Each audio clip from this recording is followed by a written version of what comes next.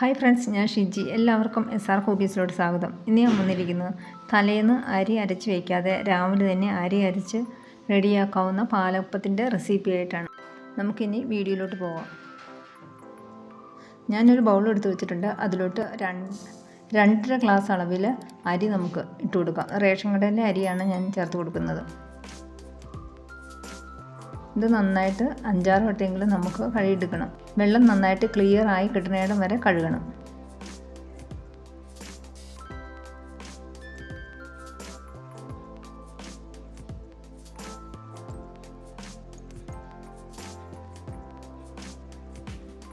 ഇനി നമുക്കൊരു ബൗളിലോട്ട് ആക്കി കൊടുക്കാം. ഇതിലോട്ട് 2 ഗ്ലാസ് അളവിൽ ചോറ് നമുക്ക് ചേർത്ത് കൊടുക്കാം.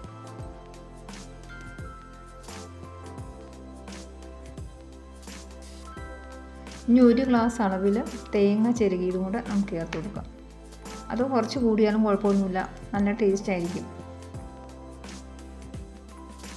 1.5 ടീസ്പൂൺ പഞ്ചസാര നമുക്ക് ചേർത്ത് കൊടുക്കണം. പഞ്ചസാര 1 ടീസ്പൂണെങ്കിലും ചേർത്ത് കൊടുക്കാതെ ഇരിക്കരുത്.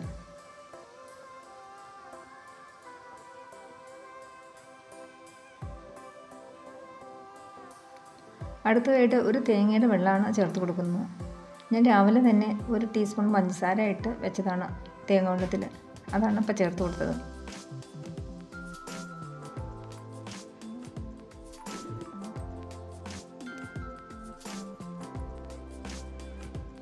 ഇതെല്ലാം കൂടെ നന്നായിട്ടൊന്ന് മിക്സ് ചെയ്തെടുക്കാം.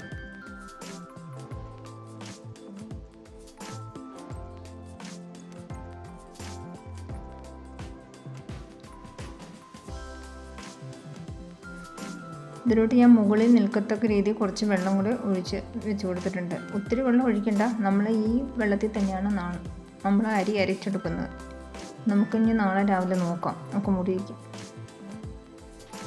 രാവിലെ ആയിട്ടുണ്ട്. നമുക്ക് തുറന്ന് നോക്കാം.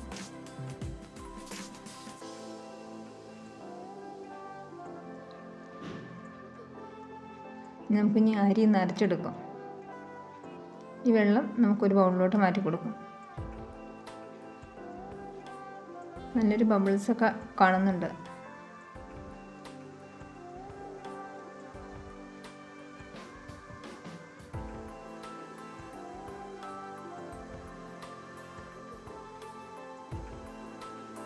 ഇനി മിക്സിയുടെ ജാറിലോട്ട് നമുക്ക് അരി ചേർത്ത് കൊടുക്കാം.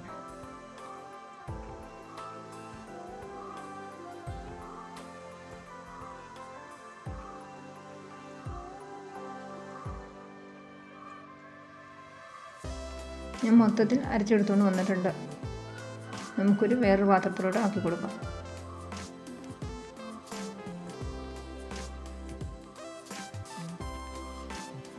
ഇനി ഇതിനാവശ്യമായ ഉപ്പും കൂടെ നമുക്ക് ചേർത്ത് കൊടുക്കാം.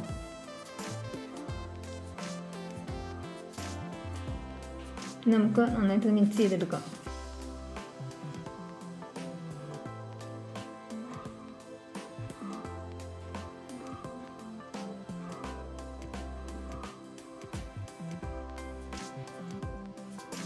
മാവൊന്ന് തവി വെച്ച് നന്നായിട്ടൊന്ന് കോരി ഒഴിച്ചു കൊടുക്കാം.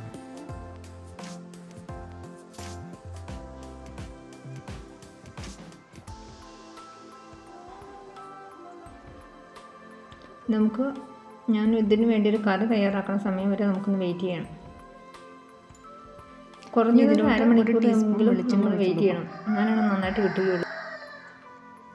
അപ്പം നല്ല സോഫ്റ്റായിട്ട് കിട്ടാൻ വേണ്ടിയാണ് നമ്മൾ വെളിച്ചെണ്ണയൊക്കെ ഒഴിച്ച് കൊടുത്തേക്കണേ. പിന്നെ സൈഡൊക്കെ നന്നായിട്ട് മുരിഞ്ഞ് കിട്ടാനും നല്ലതാണ് വെളിച്ചെണ്ണ ഒഴിച്ച് കൊടുത്താൽ. ഞാനൊരു അപ്പച്ചട്ടിയിലോട്ട് ഒഴിച്ച് കൊടുത്തിട്ടുണ്ട്. നമുക്കൊന്ന് ചുറ്റിച്ചെടുക്കാം.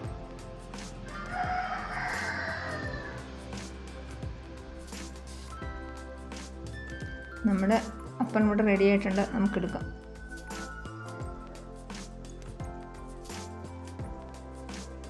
അടുത്തത് ഇതുപോലെ നമുക്ക് തയ്യാറാക്കി എടുക്കാം.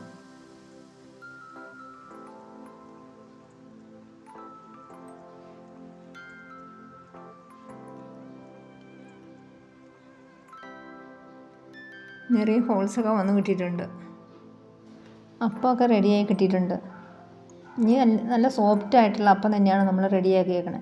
പിന്നെ ഒട്ടും പുളിയൊന്നും ഉണ്ടാകത്തില്ല. രാവിലെയല്ലേ നമ്മൾ റെഡിയാക്കണേ, അതുകൊണ്ട്.